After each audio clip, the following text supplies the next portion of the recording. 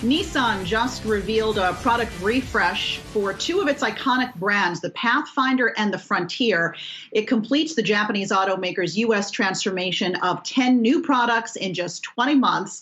Joining me now to talk about it is Nissan's Chief Marketing Officer, Allyson Witherspoon. Allyson, good to have you here. It's a dizzying amount of new products in a short amount of time.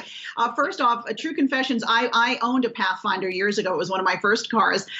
Tell us what is new about this Pathfinder and this Fronteir. Sure. Yeah, it's exciting. It's very exciting to be here with you today. So we have the all-new 2022 Pathfinder.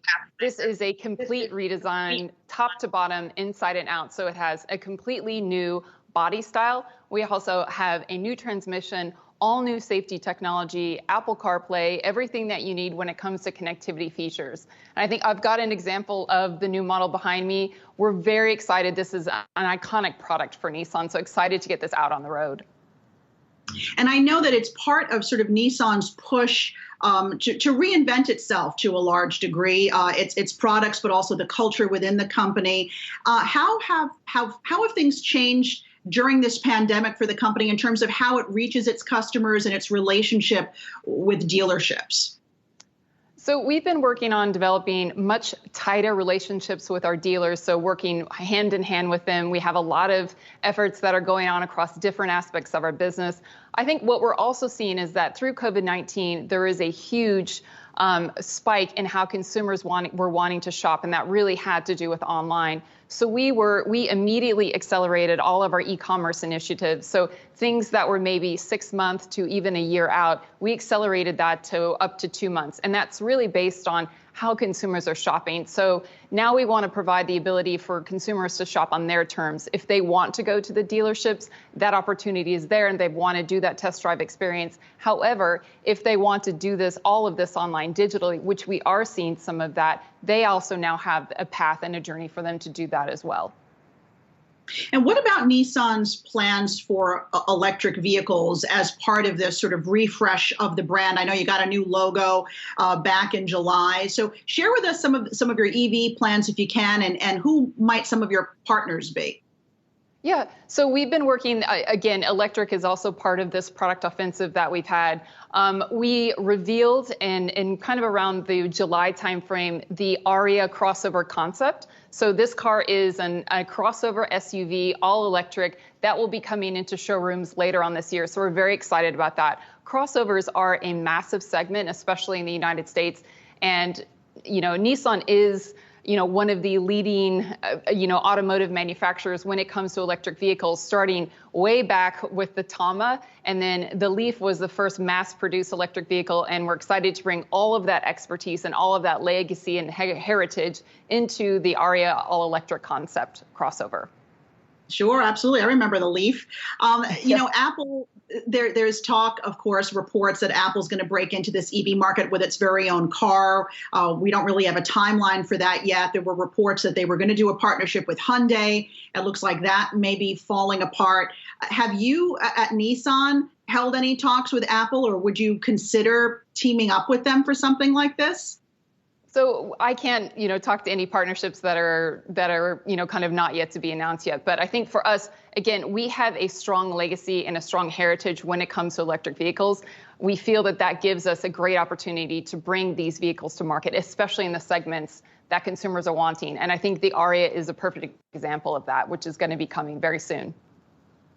What about the launch of the 400Z? I know there are fans of this car. They are waiting with bated breath. Do you have any updates that you can give folks? So we revealed the Z Proto, which is the overall design concept. That was revealed earlier in September. And I think, as you said, there is a very large enthusiast base that loves this product. We also had that as part of our Nissan Next reveal. That was last week. So that car will also be going on sale very soon. And I think what's great about that is that gives you, again, it's the best of Nissan heritage. There are a lot of design cues going back to some of the original Zs, but then it's been updated with all the new technology to get consumers ready to be out on the road today as well. So excited also for that to be coming. As you said, we're launching 10 new products in 20 months. That's a massive undertaking for any manufacturer, and it's a huge product offensive. And I think we're bringing some of the favorite vehicles that fans have had, as well as some new products to market, especially when you think about Fronteir, Pathfinder, Z, and then Aria. I know that Nissan has had some hurdles that it's had to clear, namely a change in management with the drama surrounding Carlos Ghosn. How do you begin, especially in your job as CMO, how do you begin to restore the Nissan brand? I know that rolling out these 10 products is certainly part of it, but what else goes into restoring a car brand? The product piece of it is probably one of the most fundamental things, because it is what we do, it is what we bring to market. I think also how we reach consumers, when you think about our Nissan at Home initiative, which is what we're doing when it comes to e-commerce, as well as reconnecting consumers with our brand emotionally, and that's with our brand and what we're able to deliver for our owners, our existing owners, but then also for people that are looking for new vehicles, especially in these segments. So it's really about focusing our efforts, really focusing about those new products and bringing great customer experiences to our people, to our owners, as well as to conquesting customers as well. What has demand been like during this pandemic, and where do you see people gravitating? What kinds of vehicles are they choosing? So, and I think this is a great question, and I think something that we've been watching very closely over the last year. The main segments where we're seeing a lot of demand is in the SUV segment as well as in the trucks.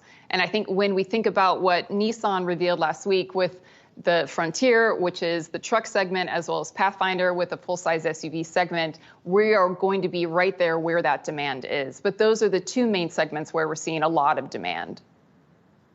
Have you had to shut down any dealerships because of the pandemic world we're living in, and any plans to reopen them? So at the very beginning of the pandemic, there were a lot of dealerships that were closed, and that was due to state regulations. Our dealers worked very closely with their local and state governments to find ways that they could actually be able to operate and deliver for their customers. And this is actually what led us to this e-commerce initiative. What we saw is that even if there were state restrictions which didn't allow dealerships to be open, they were able to do online retailing, which is what led us to Nissan at Home and our e-commerce initiatives. All right. Well, now you can breathe a sigh of relief. All 10 products are out in 20 months. Allyson Witherspoon, CMO of Nissan, thanks for joining us. Thank you.